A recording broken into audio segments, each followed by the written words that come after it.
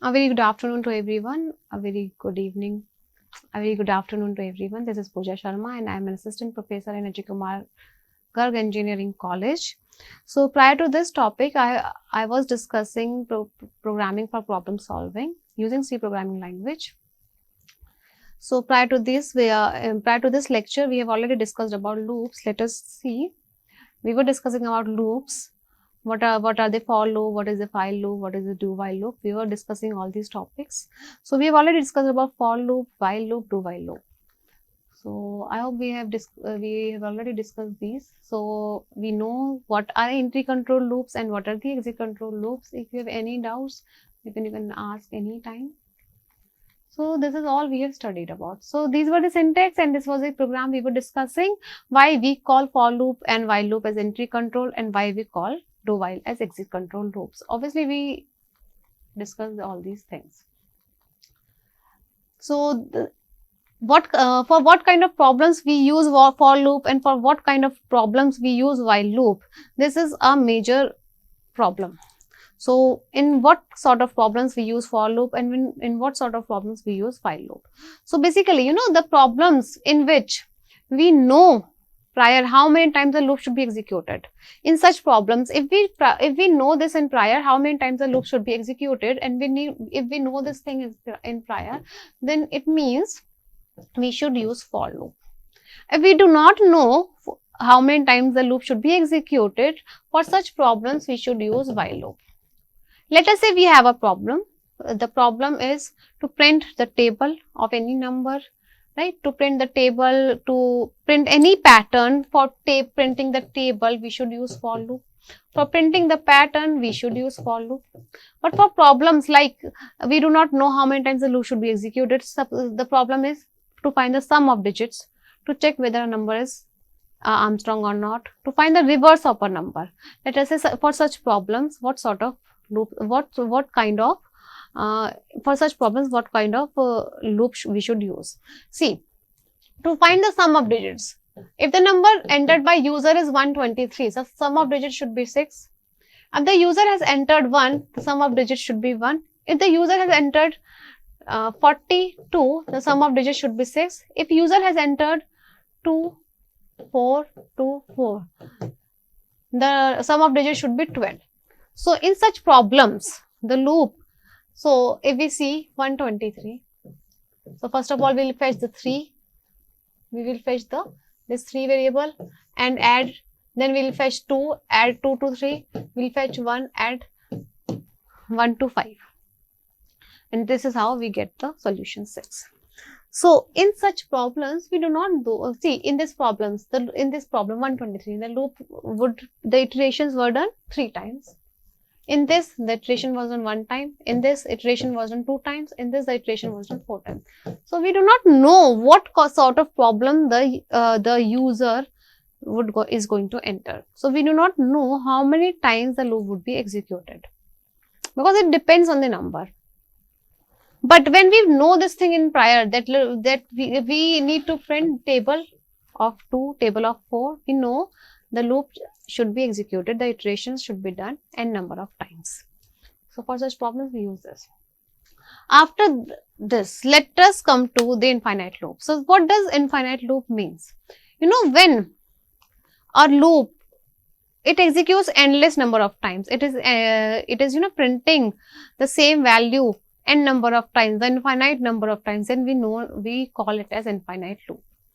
So basically infinite loop, it is also known as endless loop. It is actually a piece of coding that lacks a functional exit so that it repeats indefinitely.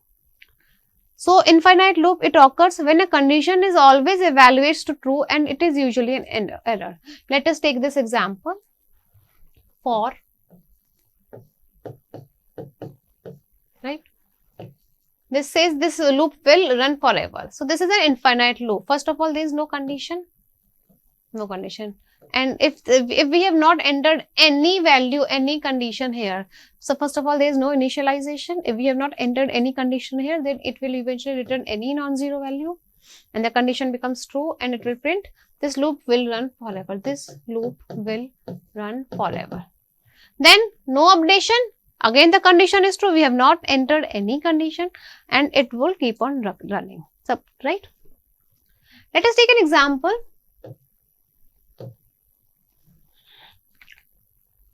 Let us take an example. Suppose we have this, we know while 1 print hi. This is also an example of infinite loop. What it will return? We know 1 is a non-zero value, and non-zero value is always true. There is no updation, there is no initialization, there is no updation, right? So every time, first of all, this is how loop will be executed. It will print hi. The compiler's control will move back to while. It finds it true. It will print hi. Compiler's control will again move back to while loop. It would print. It would find 1. 1 means it is true. It would print hi. This is the infinite loop. So this is basically an error. So this type of loops.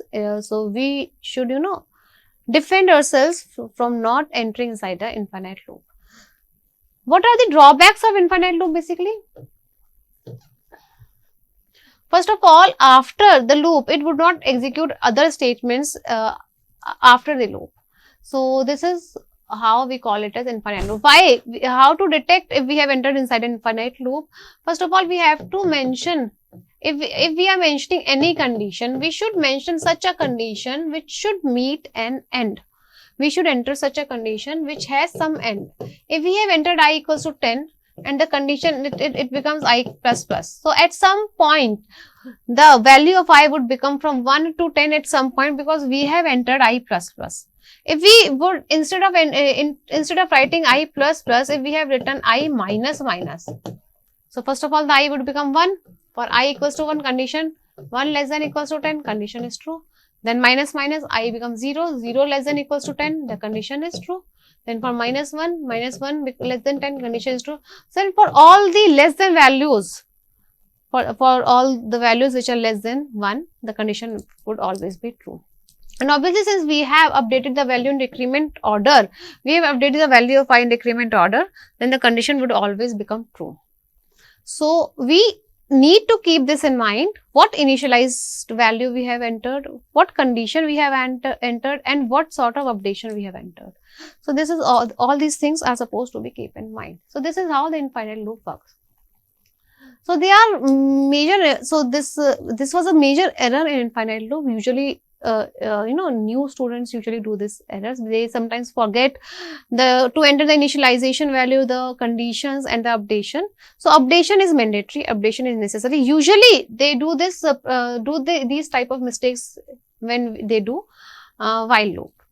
Usually they do such mistakes in while loop, because updation was done inside the statements. They enter the statements, they evaluate the statements, and they forget to update the values. So always keep these things in mind. So these are such problems. These are such mistakes which are usually done by students. So there are various important points about loops. Why we use for loops. To use for loops, when the number of iterations are known beforehand, that is the number of times the loop body is needed to be executed is known, then for such problems we use for loop. Why we use while loop? While loop is where the exact number of iterations is not known, but the loop termination condition is known. For such problems we use while loop. Why we use do while loop? If the code needs to be executed at least once, like a menu driven programs. What are menu driven programs? Let us say we need to create a menu driven program using do while loop. We need to create a menu driven program using do while loop to implement a calculator. So first of all, any operation user wants to perform, suppose user wants to perform addition. So using the switch statement, the calculator would calculate the values. So where every time, the next time, user enters any values, user enter any choice to either to add, either to subtract, multiply, divide, for any choices, the do while loop will keep on implementing the calculator until the user entered any invalid choice. So this is how for such problems, for problems like menu driven programs, we can use the do while loop. Why? Because for once we need to enter inside the calculator, to enter inside the function, to enter inside the loop body, and after that, if the enter choice, if the user do not want to continue, then it depends on the condition, and then for the next evaluation, for the next operation, it will not enter inside the loop. What are the basic differences of for loop and while loop? See, this is an extremely important topic, and we will also discuss what are the important questions which come in AKTU exams, like the difference between for loop and while loop. This is very important. The difference between while loop and do while loop, this is also very important. And for such problems, for such questions, always remember, write the basic theory about for loop, while loop, do while loop. If the question, there are various important questions. If the question comes like, what is the difference between while loop and do while loop? This is a very important question. For such questions, the answer should be evaluated, would be written in such a way. We have already mentioned in the PPT. Always try to include the examples and the syntax, because programming is one such subject which need the syntax. So let us just discuss about the difference between for loop and while loop. The for loop is used for definite loops when the number of iterations are known prior, and the while loop is used when the number of iterations are not known in prior. In for loops, they can have their counter variables declared in the declaration itself, and in while loop, there is no built-in loop control variable with a while loop. Instead, let us say we have this problem. We had this problem 123.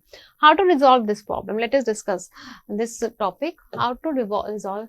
We have this number 1. Let us say we need to find the sum of digits. And the number is, let us say the variable n has value 521.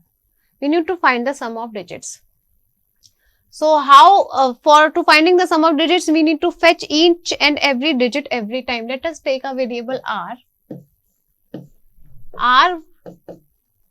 So if we do n modulus 10, so initially how we will fetch the value 1 from n, we will do n modulus 10, 521 modulus 10, the remainder of dividing 521 by 10 would be 1. So the variable r has the value 1.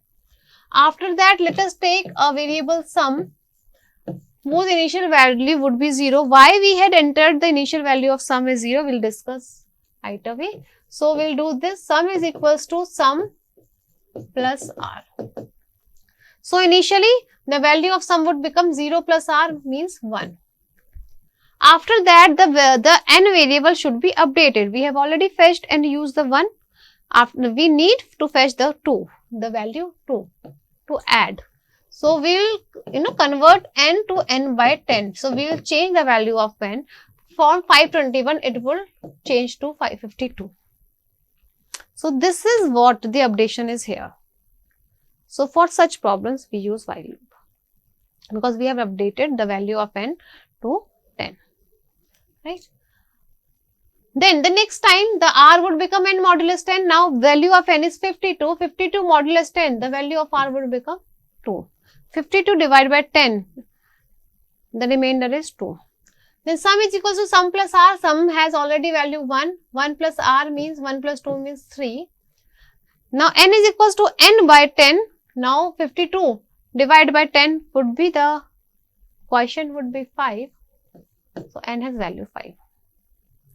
Again, for the next iteration, r is equals to n modulus 10. N means 5. 5 modulus 10, the remainder would be 5 only. If we are dividing 5 with 10, the remainder would be 5 only. Next step says sum is equals to sum plus r, means sum already has a value 3, 3 plus r has 5, 3 plus 5 means 8, sum has value 8. N is equals to n by 10 means 5 is 5, n is 5 divided by 10. 10 zeros are 0, remainder is 5, so n would become 0. So, we have to, execute the loop till here only. When the value of n reached 0, then we need to end our loop. So, what condition we should apply? We should apply this condition. What condition we can apply here? So, here we can write while n is not equal to 10. Until the n does not become 10, these statements were executed. And the moment the value of n is 10, the statements were not executed. So this is how it becomes. This is how it executes. For such problems, we use while loop. Let us move to the next difference. So this is preferred. So for loop, this is preferable when we know exactly how many times the loop will be repeated, and the while loop will continue to run infinite number of times until the condition is met. The for loop iterates infinite number of times if the condition is not specified. If we have not specified the condition, example is this: for we have not specified the condition, it will run n number of times. And if the condition is not specified in while loop, it shows the compilation error. If we write it such a way, only this, then this shows a compilation error. Instead, it should have some value. So this was all about today's lecture, right? And we have already discussed so far difference between for and while loop. Let us discuss the difference between while and do while. This is very, very important as per the AKGEC examination, as per the university examination for your PUTs as well. This is a very important question. So, difference between while and do while loop. In while loop, the condition is always at the top, and in do while loop, the condition is always at the bottom. Let us take an example. Here the condition is at the top, here the condition is at the bottom. In while loop, there is no necessity of brackets if there is a single statement in the body. If there is only a single statement like n, n plus plus, we have this. So, there is no need of the body. But in do while loop, this do is a, the do is should be in lowercase. In do while loop, brackets are compulsory even if there is a single statement.